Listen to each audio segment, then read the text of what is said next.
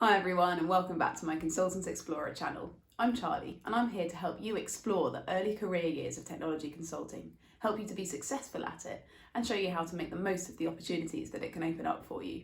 I spent 8.5 years at Accenture building the most incredible launchpad for my own career, and now that I'm starting and running my own businesses, I can choose what I work on whenever and wherever I want to in the world. And that is the kind of freedom that I can help you find in your journey, which starts just as minded in technology consulting. Driven by the shift to remote work over recent years, and also by general trends in inclusivity and recruitment, lots of job application processes now ask you to video yourself answering questions as part of the early stages of the process. Sometimes I wonder how effective this is at finding the right people for consultancies, because in consulting, you definitely don't have to video yourself very often, if at all.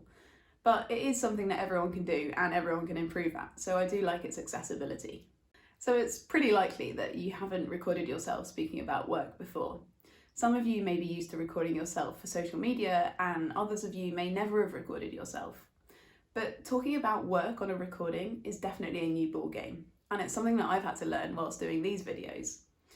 The great thing about recording yourself is that no one is actually listening. Well, at least not until you actually publish your recording. But because they're not listening while you do it, it's okay to practice and to get it wrong and to learn. The tips that I'm going to share with you today are based on everything that I've learned so far in recording all of my videos. Recording these videos has been a real trial and error process, and you'll see that in some videos I get it much more right or wrong than in other videos. Even how you feel on the day can have a massive impact on how you come across on camera. I've done a fair few of these videos now though, and I've made a shed load of mistakes. So hopefully I've learned enough useful things that I can share with you to help you. And do bear in mind that I am still learning too. I'll split my tips into 5 sections so that it's easier to remember them. And yes, that's a first tip. Always keep things grouped and logical so that it's more easy for your audience to follow along. My 5 sections are going to be your setting, your equipment, how you look, what you say and how you say it, and how you feel. So a little bit about the things around you and a little bit about you too. So here goes. Let's start with the stuff around you, and first, your setting. I still find it crazy how much something like a background in your video can affect subconsciously your audience's impression of you and your message. But knowing this is a boon. You can not only choose a background that is relevant for your purpose, for example with an interview you can choose a home office or a plain interior wall, but you can also choose one that sends a message that you want your audience to receive. For example, that you are really organised or that you love reading. Next, whilst it can be really beneficial to do your work calls and meetings standing up, I've learned that when you're recording, it's often much better to actually sit down because your body relaxes and also you move around within the camera view a lot less. It also gives you much less opportunity to demonstrate any nervous tics that you might have when you're sitting down. Next, it's quite normal for family members and housemates and pets to all be wandering around in the background of your webcam if you're working from home. But for your own benefit, it's much better to ensure that they don't, because if they wander around in the background or make any noise, then they're likely going to disrupt your train of thought, which isn't going to come across very well on a recording. Okay, onto your equipment, and I'm going to make the assumption that you are likely going to be using a laptop or a mobile phone to record yourself, just like me. Firstly, ensure that all the devices you're going to use to record are either going to be plugged in or that you've charged them overnight so they've got full battery. And I know you're a Gen Z or a millennial, so you really don't need to be told to charge your devices, but I have made this mistake a few times myself, so I thought it was worth covering. The most annoying thing when your device goes off partway through your recording is that generally you have to start all over again. Next, if there is background noise where you are, anything like traffic or planes or people, then it can be better to use a proper microphone rather than the microphone that's inbuilt into your phone or your laptop. A proper microphone, especially one with a soft covering over it, shouldn't pick up much, if any, background noise at all. Next, make sure you're actually recording when you think you are. This is actually more relevant for your phone if you're recording on your phone and not in selfie mode, because you can't see the screen and therefore you can't see whether it's recording. You'll find ways to figure out whether it's recording or not, but one way is just put the sound on your phone, because there's a sound every time you press the button for on and off recording. Next, whatever device you are recording on, then make sure that you position the camera at eye level or just above, so that it feels like for your audience that they're actually looking at you as if you were in person. You'll also avoid any awkward angles of your face and make sure that you look your best. Related to that, make sure you look directly at your device's camera, as if you were giving eye contact to your friend. I promise you it's going to feel really weird when you do this at first, but it doesn't take that long to actually get used to it. And actually it's quite good to have a focus point because we're all used to eye contact when we're in person anyway. Okay, let's shift to tips about you now, starting with how you look. And this section is not about being good looking. This section is about making choices so that you come across in specific ways. Firstly, force yourself to smile. And yes, I mean force. Unless you actually enjoy talking to a lifeless camera, then you're not going to sense the energy of the thing that you're speaking to, just like you would if you were speaking to another human in person. So it's not going to make you naturally smile. There might be some things that you talk about that you really enjoy talking about, so that naturally will make you smile. But for the things that don't, then forcing yourself to smile can not only make you come across better on camera, there's also really interesting research that suggests that it genuinely boosts your mood. If you want to see what I mean, then just try it. Try recording yourself on your phone, talking about things that you do enjoy and that you don't enjoy, and try forcing your smile and not forcing a smile, and just see how you come across. Next, wear something appropriate for the occasion.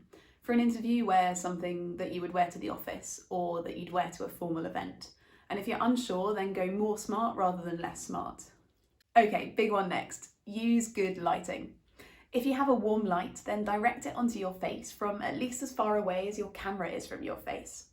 Warm directed light can make the world of difference, just like an Instagram filter can. Did you see that? Finally, become aware of your nervous habits and find ways to stop them. You'll see them as soon as you start to watch back recordings of yourself, and you'll be really surprised at how unaware you were of them. But awareness is the first step to stopping them. Okay, that was all about how you look. Now let's think about what you say and how you say it. First tip. Know in advance at least the structure of what you're going to say, so that you don't ramble and you stay logical and on point. You can even completely script what you're going to say, just like thousands of TED speakers do, which just proves that it's not a sign of weakness to do so. And knowing in advance what you're going to say is also going to reduce your ums, ahs and likes. Next, practice introducing yourself until you don't even have to think about the words you're going to say. It's usually one of the first things you have to do on camera, and so knowing that you can do it well can often put you at ease and relax you for the rest of your recording. In fact, do some practice videos so that you can study your camera self and ask a friend to watch them so that they can give you some feedback. How are you different on camera versus when you're in person? You'll likely focus on your most self-conscious aspects, and that'll mean that you don't notice some other things that would also be good to change.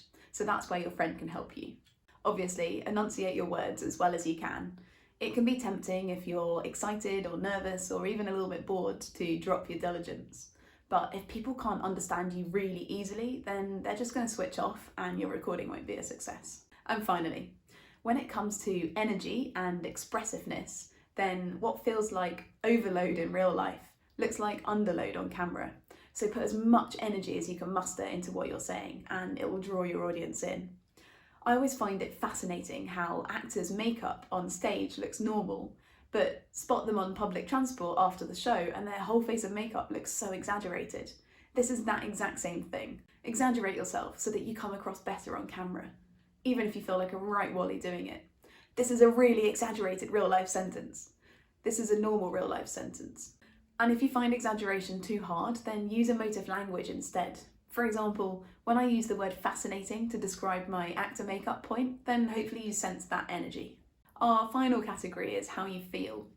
This section is about being as kind as possible to yourself so that you do yourself justice in your recording. Firstly, choose to record somewhere where no one can hear you so you don't have that added pressure.